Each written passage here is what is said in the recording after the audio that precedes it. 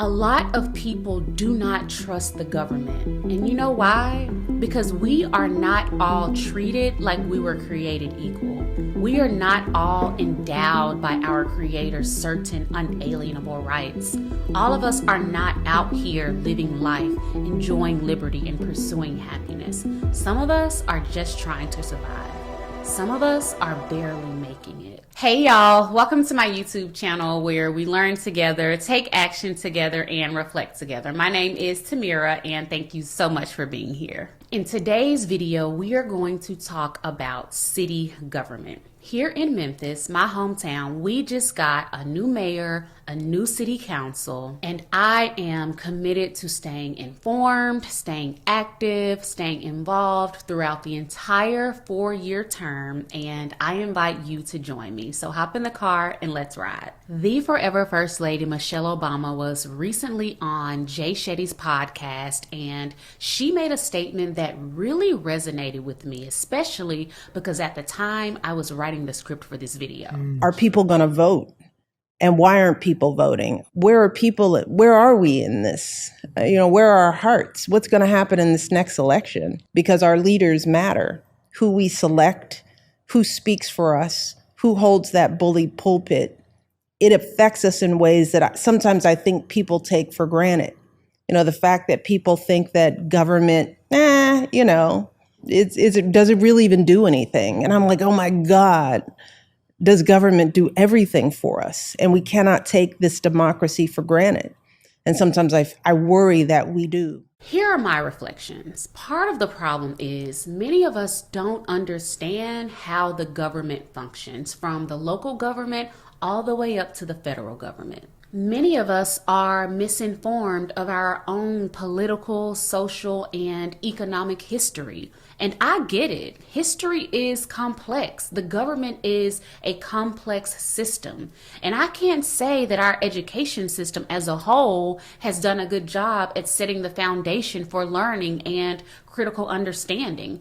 There are many things I am still learning and unlearning because of a lack of knowledge or understanding. Another problem is a lot of people choose not to get into politics. They do not get involved at all on any level. It could be because they don't understand, it could be apathy, or it could be distrust. A lot of people do not trust the government. And you know why? Because we are not all treated like we were created equal. We are not all endowed by our Creator's certain unalienable rights.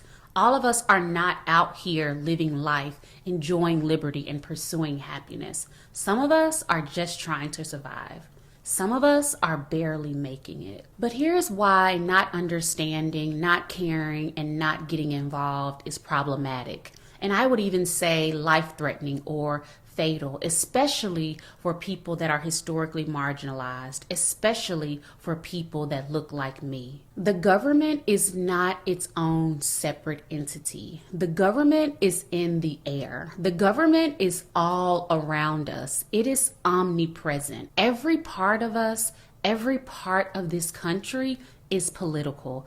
All thoughts, all actions, and all relations are political. Everything about the government directly impacts all of our lives every single day, whether we vote or not, whether we understand or not, whether we care or not, whether we trust or not. And so we cannot dismiss something so fundamental to the makeup and the integrity of who we are as a people. Isabel Wilkerson, one of my favorite scholars in this work, said, "Ignorance is no protection from the consequences of inaction." We cannot use the excuse of "I didn't know." We have to develop our critical consciousness. It is imperative that we start caring, that we get informed, and that we get involved. Because change, real, revolutionary, radical, transformative, impactful change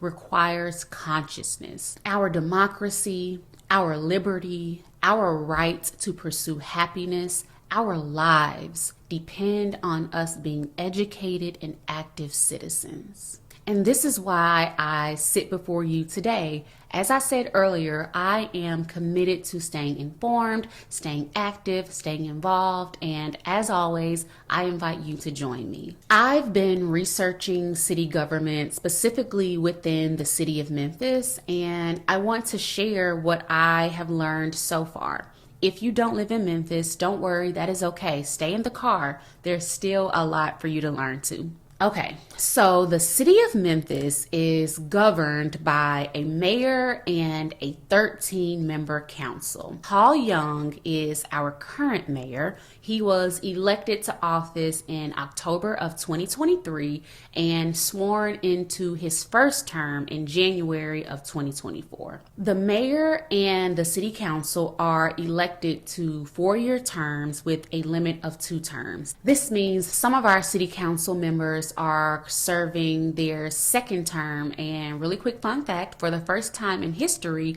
we have a female majority council. Mayor Young is the chief executive officer for the city of Memphis. So let's say Memphis is a large company, a business, or corporation. Mayor Young is the CEO, and the council is the Board of Commissioners. The mayor oversees the city's day-to-day operations and manages city government employees. Mayor Young's priorities are public safety, youth development, and economic growth. All of his time and attention must be devoted to the duties of his office, which is making sure Memphis is developing and thriving. The city council is not involved in the day-to-day operations of the city. Their role is more focused on meeting the needs of their constituents, the people that live in the districts they represent. The city of Memphis has a charter, which is a local government's organizational plan or framework. It's just like the Constitution of the United States, except it's for Memphis and not the whole country. The city charter outlines the city's organizational structure and its highest laws. It's like the city's handbook or playbook. The city council is the governing body that makes the laws, ordinances, and provisions that are outlined in the charter, and the mayor, Mayor Young, enforces them. Mayor Young also signs new legislation into law. When the city council passes a law or ordinance, it must be approved by the mayor before it takes effect. The mayor drafts and proposes a city budget to the city council, and once the city council approves the budget, the mayor decides where the money goes. Mayor Young decides how the money is spent. The mayor appoints departmental directors that reflect his mission and vision to his senior leadership team, and they help him run the city. Mayor Young has appointed 17 people to his team so far. Those appointments do have to be approved by the city council, and during the January 9th meeting, the council approved the mayor's appointments for chief legal officer, chief information officer, and fire chief. One of Mayor Young's appointees, the chief of police, did not make it through a non-binding test vote. A lot of people have concerns about her leadership, and so we'll see what happens at the January 23rd regular council meeting. So far, 7 of the 13 council members disapprove of her appointment. They voted against her. Mayor Young also appoints board members to city boards, commissions, and agencies. There are more than 40 boards and commissions, including the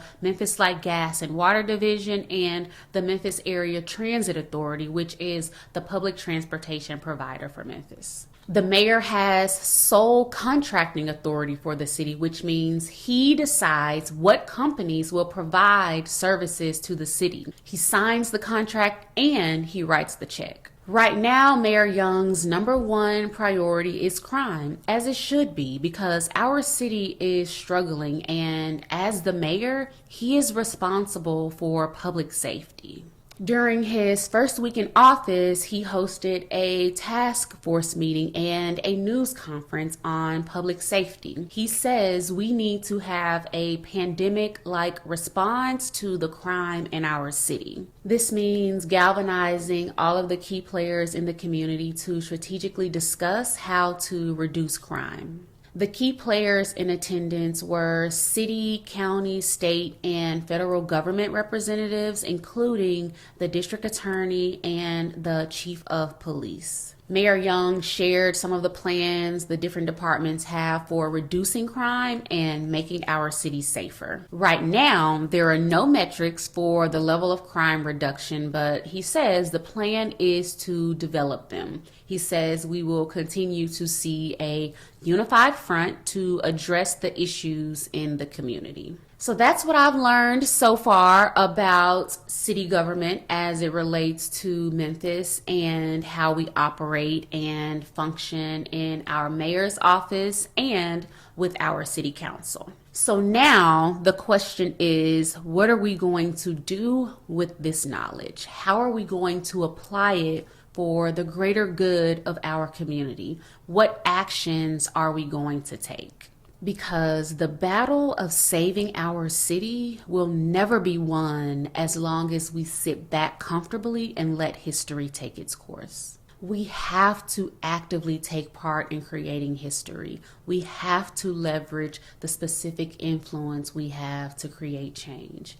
And so what can you do? You can sign up to receive the mayor's newsletter and the city council chairman update. They send these out weekly to keep us informed about local news, important updates, new policies, programs, events, resources, and ways to get involved. I'll include the sign-up links in the description box below. You can choose a special interest. There is a lot that goes into building a great city that meets the needs of all of its citizens. There is public safety, there is education and youth development, there's economic development, housing development, animal services, legal services, human resources, library services, transportation, so many departments and divisions, and it can be overwhelming trying to keep up with all of them. So what do you care about most? What is your biggest concern? My special interests as it relates to city government are public safety and youth services. And so when I am reading the weekly newsletter sent by the mayor or the council, when I am reviewing meeting agendas and minutes, when I'm attending or watching the council meetings, I am looking and listening for information and actions related to public safety and youth services.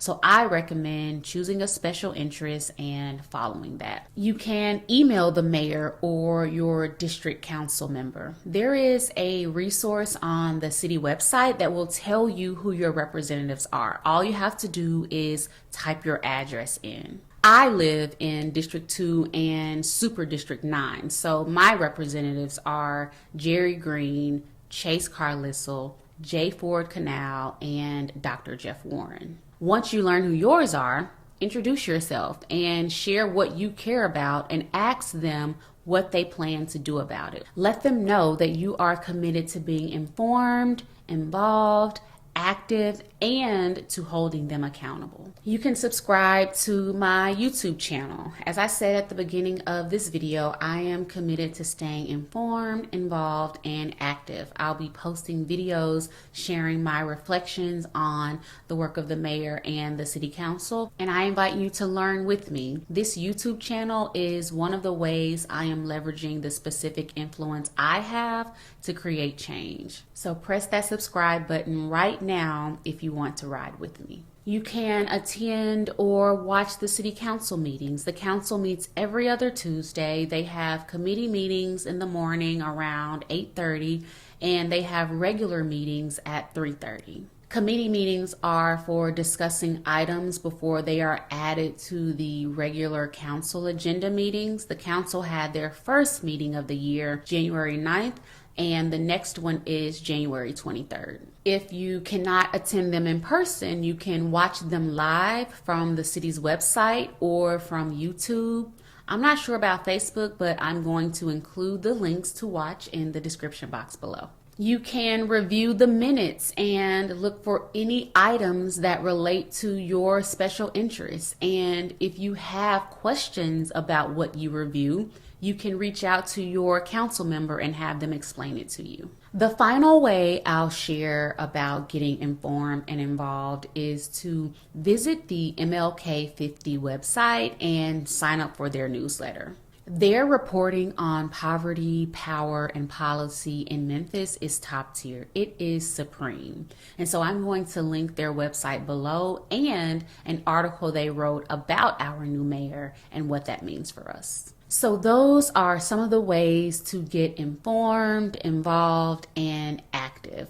My call to action is to choose at least one item from the list and commit. It does not have to be anything extravagant or big. You do not have to commit to attending every single council meeting if you do not have the capacity. It can be as simple as sending a message to introduce yourself or signing up for the weekly newsletter and reading the recaps. Maybe it's just subscribing to my channel or sharing this video so others can learn and be informed. There is power in doing small things. The small things add up. The small things are the individual pieces to the puzzle that make it whole. The small things get us to the big change. And that's all I got for now, y'all. I hope you feel inspired to use your power and specific influence to create change. Let me know in the comments which item from the list you are going to commit to. I love y'all. Take care of yourselves, and I'll see you next time. Bye.